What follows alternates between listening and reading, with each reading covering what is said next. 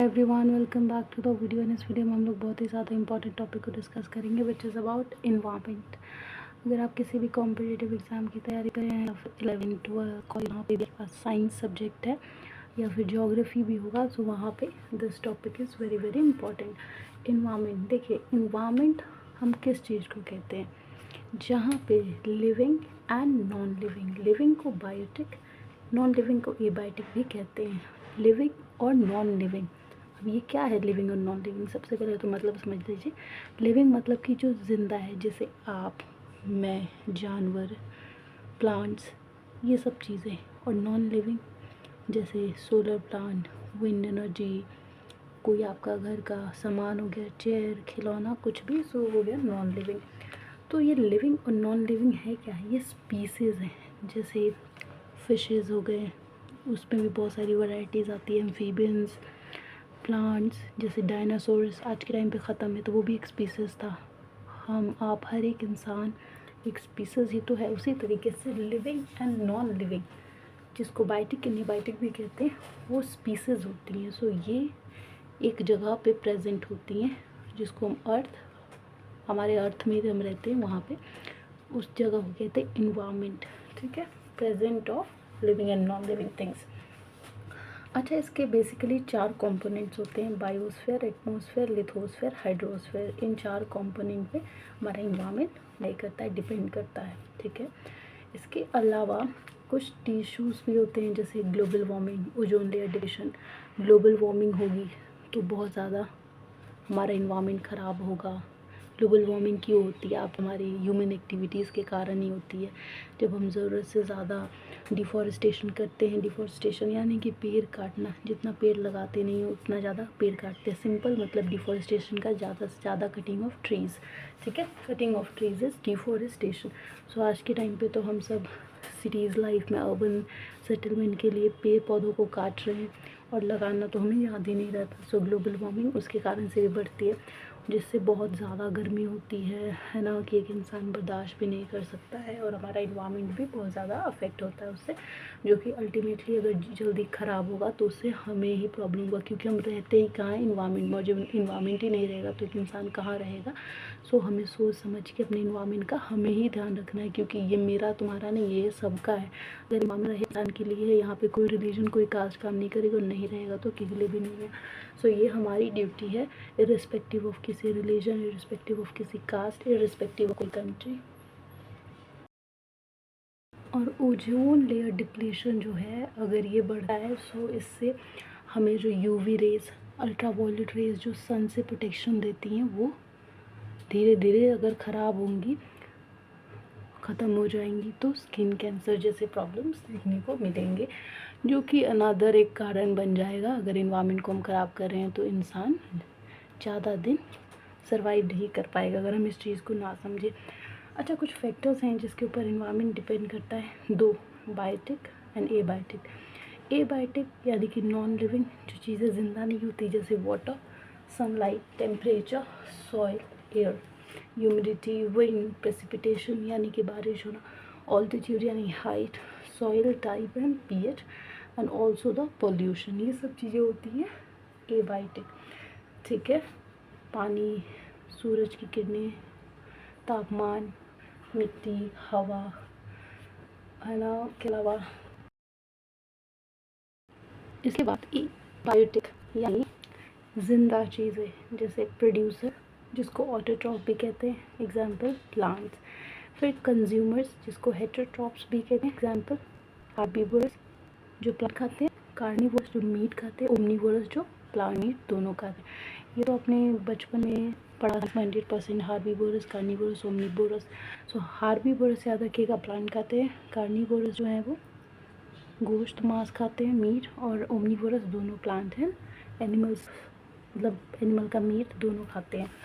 ठीक, और प्रोड्यूसर्स को ऑटोट्रॉफ कहा जाता है, कंज्यूमर्स को हेटेरोट्रॉफ कहा जाता है, और डीकम्पोजर एक होता है जो कि न्यूट्रिएंट टू इकोसिस्टम, इकोसिस्टम को न्यूट्रिएंट देने का काम करता है। ठीक है, डीकम्पोजर में जैसे फंगी एंड बैक्टीरिया आपके एग्जाम्पल्स हैं।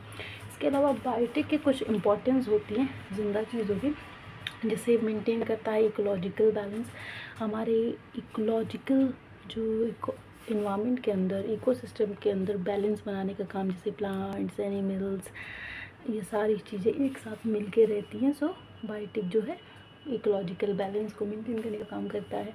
नेक्स्ट, पॉपुलेशन डायनेमिक्स पे बायोटिक जो है उसका इम्पोर्टेंट रोल देखने को मिलता है। अब हम लोग हैं जो बींग्स, वो जाहिर सी बात है कि बायोटिक में आते हैं, तो हम लोग पॉपुलेशन का ध्यान रखते हैं। बहुत सारी कंट्रीज़ में पॉपुलेशन डिक्लाइन होती रहती है और हमारी कंट्री में पॉपुलेशन बढ़ती रहती है।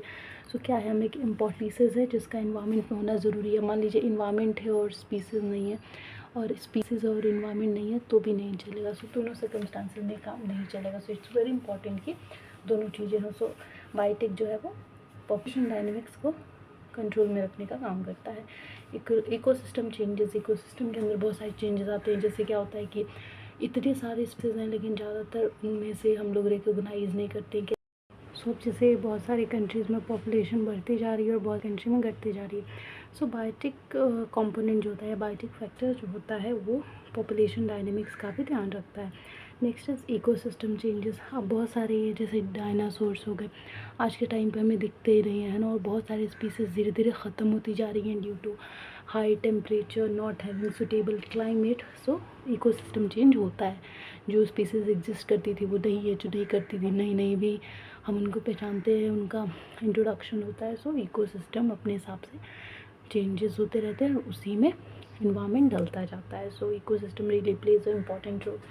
इसके अलावा बायोटिक फैक्टर जो है, इसमें न्यूट्रिएंट भी बहुत इंपॉर्टेंट रोल, डिकम्पोजर भी बहुत इंपॉर्टेंट रोल प्ले करता है। जो वेस्ट को ख़त्म करके जो न्यूट्रिएंट होता है वो इकोसिस्टम को दे देता है और आगे इकोसिस्टम फंक्शन करने में हेल्प मिलती है। Next is environmental issues. क्या क्या ऐसे इश्यूज़ हैं जो इन्वायरमेंट में फेस किए जाते हैं, जैसे ओवर पॉपुलेशन। पूरे वर्ल्ड में पॉपुलेशन इतनी ज़्यादा बढ़ रही है। So it's one of the very important issue to tackle. बहुत ज़रूरी है कि पॉपुलेशन कंट्रोल किया जाए। पॉपुलेशन जो ओवर हो रही है उसको रैंडम नॉर्मल पे लाया जाए ऑल ओवर द वर्ल्ड, ठीक है। और हमारी कंट्री में हमें तो बहुत ज़्यादा ही तेज़ी से पॉपुलेशन बढ़ रही है, सो उसको ओवरकम करना it's our duty. Next is deforestation. पेड़ हम काटते काटते जा रहे ड्यू टू अर्बन सेटलमेंट, लेकिन लगाना हमें नहीं है। सो इट्स वेरी इंपॉर्टेंट कि डिफॉरेस्टेशन कम किया जाए। और यूनाइटेड नेशन ने कहा कि 9.7 बिलियन पॉपुलेशन हो जाएगी पूरी दुनिया की, 9.7 बिलियन। ओजोन लेयर डिप्लेशन, जिससे अल्ट्रा वायलेट रेज हमें जल्दी करेंगे, जिससे कैंसर, स्किन कैंसर जैसा प्रॉब्लम होने को देखने मिलेगा। लॉस ऑफ बायोडाइवर्सिटी, बायोडाइवर्सिटी भी धीरे धीरे ख़त्म होती जा रही है because of human activities. Green house gas emission बढ़ रहा है, जिस क्या हो रहा है, टेम्परेचर बढ़ रहा है, हाई गर्मी हो रही है। मेल्टिंग ऑफ ग्लेशियर्स घटते जा रहे हैं, पानी बर्बाद होता जा रहा है। अच्छा, तो अब इन सब प्रॉब्लम्स को टैकल करने के लिए कुछ ऐसे पॉइंट है जो अगर हम एज ए ह्यूमन ध्यान दें तो ये सारी प्रॉब्लम सॉल्व हो सकती है और हम अपने इन्वायरमेंट को बचा सकते हैं जहाँ पे हम रहते हैं। और ये ज़रूरी है, नहीं रहेगा तो हम कहाँ रहेंगे, कोई ऑप्शन है नहीं हमारे पास। ऐसा नहीं है कि इन्वायरमेंट सिर्फ इंडिया के लिए है तो आप इंडिया छोड़ के अमेरिका भाग जाएंगे, सिर्फ अमेरिका है तो अमेरिका वाले यहाँ भागेंगे, नहीं, पूरी दुनिया के लिए सबको समझना है। सो पॉपुलेशन कंट्रोल करना एक बहुत ज़रूरी है। सस्टेनेबल डेवलपमेंट करना ज़रूरी है, जैसे कि जो भी हम चीज़ें यूज़ करें, कार्बन डाइऑक्साइड, ऑक्सीजन, इन चीज़ों को संभाल के यूज़ करें। ग्रीन हाउस गैस इमिशन को कम करें, हमारे हाथ पे ही हमारी एक्टिविटी से फैल रहा है, पोल्यूशन कम करें, ठीक है। इसके अलावा एजेंडा 2030 जो कि UN ने शुरू किया है एंड सस्टेनेबल डेवलपमेंट पे फोकस करता है। नीति आयोग इंडिया के अंदर एक बॉडी है जो कि इन्वायरमेंट रिलेटेड इशू और भी डिफरेंट कमीशंस वगैरह पे ध्यान देती है। इन्वायरमेंट का सेक्शन भी नीति आयोग के अंडर आता है कंट्रोल में। एंड इसके अलावा बायोडाइवर्सिटी को जो कि लॉस हो रहा है उसको कंजर्व करना ज़रूरी है, because without biodiversity an ecosystem can't exist and without ecosystem an environment can't exist. तो सब interlinked and environment is the basic necessity that a human need on this planet earth. So I hope आपको clear होगा environment क्या होता है, उससे जुड़े issues क्या है, फैक्टर क्या है, इम्पोर्टेंस क्या है एंड क्या कंजर्वेशन स्टेप चाहिए। थैंक यू, शेयर कीजिएगा।